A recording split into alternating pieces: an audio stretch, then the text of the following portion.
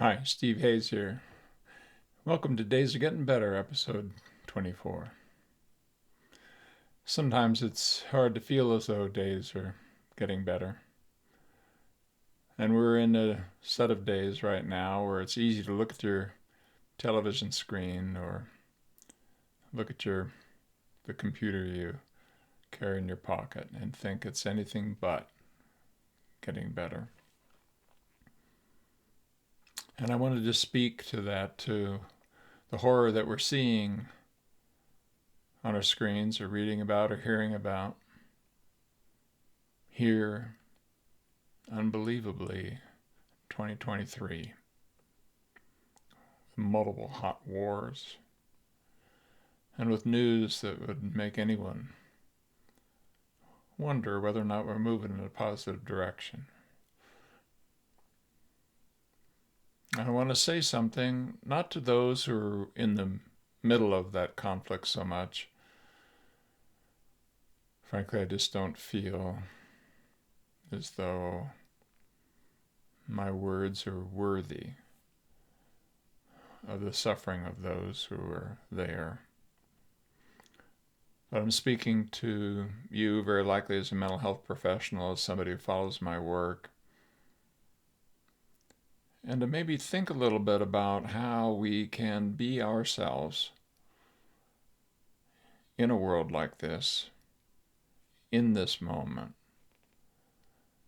and still find a place where we can be part of the healing professions, the professions that are designed to help make people, as the word says, be whole. It's easy when you're looking at conflict to get pulled into one side or the other, because things happen that are absolutely beyond imagination and are indefensible. October 7th, for example. And yet, it's worth going to that place where Thich Nhat Hanh went when he was asked about the pirates in the Horn of Africa who were doing horrific things to the sailors and the boats in the area. And he said, I am that pirate. And I can do that in this case in a personal way.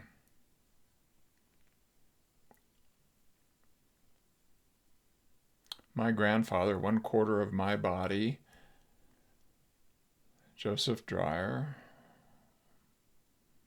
was an aristocratic German who married a young, beautiful Jewish woman, Mate Schmilevitzi.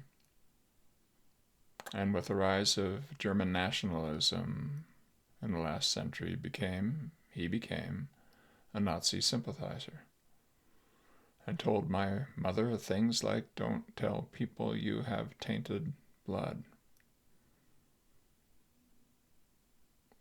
My grandmother, also 1/4 of my body, had multiple brothers and sisters, and more than half of them died in ovens during the Holocaust or were blown up on ships in the Black Sea by Stalin so that Jews wouldn't land in a drifting boat without an engine, the Struma catastrophe on Russian shores. I wear a bracelet whenever I give a talk. I don't know why I wear it exactly then, but it was given to me by my wife, and it says here in Hebrew, this too shall pass.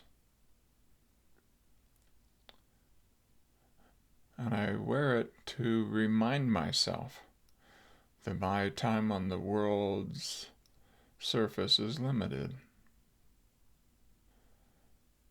And it's my job as a human being to, in some small way, try to leave the world in a better place than when I found it.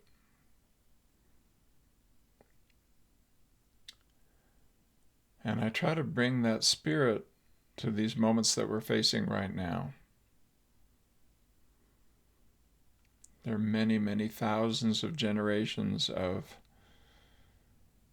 persons who lived and died to produce you as a physical being. And you have in your lineage murderers and rapists. You have liars and cheats and people who have stolen and harmed others. And you have in your lineage people who have suffered, who have died, who've been subjected to the most horrifying kinds of objectification and dehumanization. Every single one of you has that. And if you can bring yourself in touch with this sense, then it's your job, I believe, to embrace the finitude of life and to realize, just in the same way that a quarter of my body is made up of the genes of a Nazi sympathizer and another quarter of a person who lost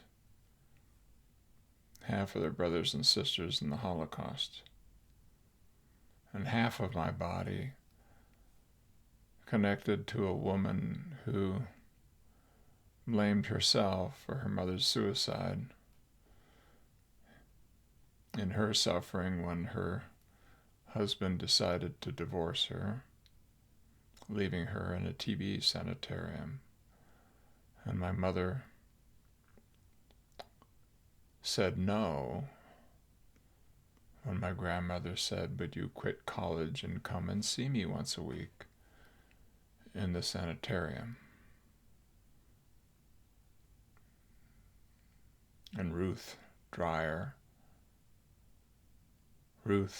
Esther Dreyer, who told me her name was Ruth Eileen Dreyer to hide her Jewishness, spent most of her adult life suffering with depression and OCD and would wash her hands until it bled as a direct expression of that conflict that was right inside her family and inside her body.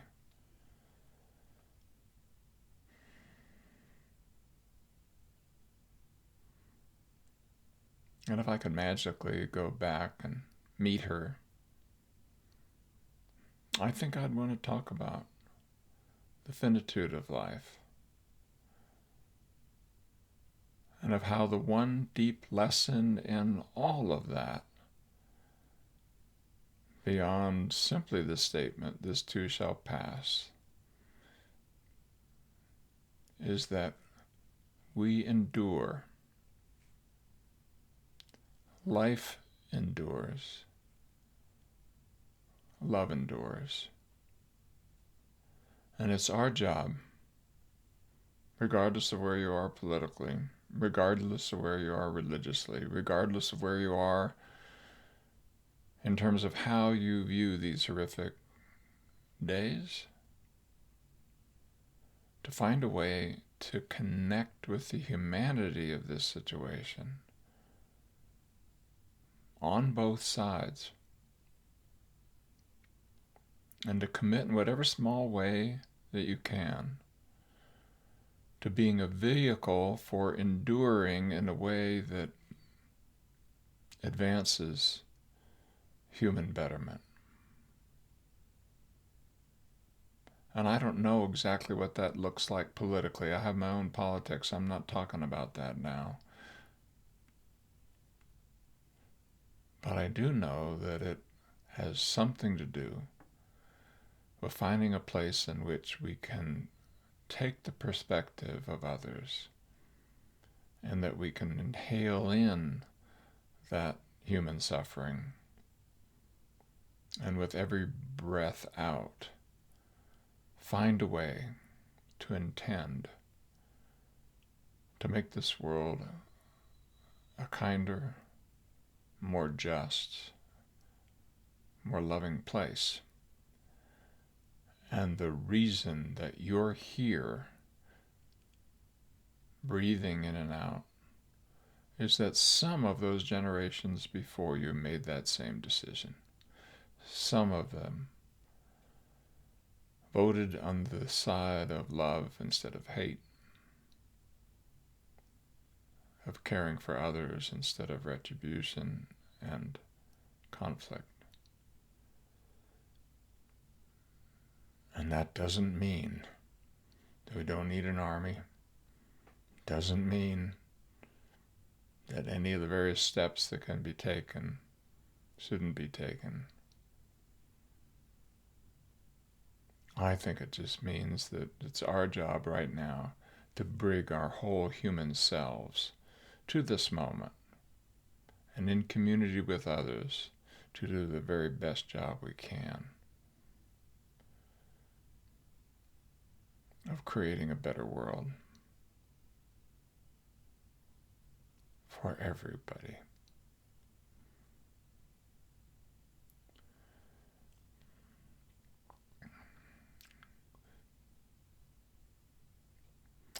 As a psychologist, that's our job. As helping professionals, that's our job. And in the rest of this newsletter and Days Are Getting Better, I talk a little bit about mental strength, how we can have the mental strength to persist, to carry on, even amidst horrors like the ones that we're seeing today. And I've written a blog and done a little 1-minute flex that will move over into PsychFlex for permanent storage, but right now is available just to you, that talks about some of the skills I think that we can bring into our hearts that will help us have mental strength. I want to also make note of just thanking the community who's been with me on this journey over the last several months as we've moved some of the things we've worked on for many years into a different kind of psychology, into a way of reaching people that's different. And to thank you for helping on that journey. There will be more coming. I'm tempted to say it now, but I won't. That's really exciting about tools that we're developing that will directly, I believe, help reach people where they are and bring a new form of evidence-based therapy to the human community that is broader in its application and more specific and more individualized and personalized in how it's delivered. And with that, I think I'll let this Days Are Getting Better episode end just with my usual wish for you to have peace, love, and life.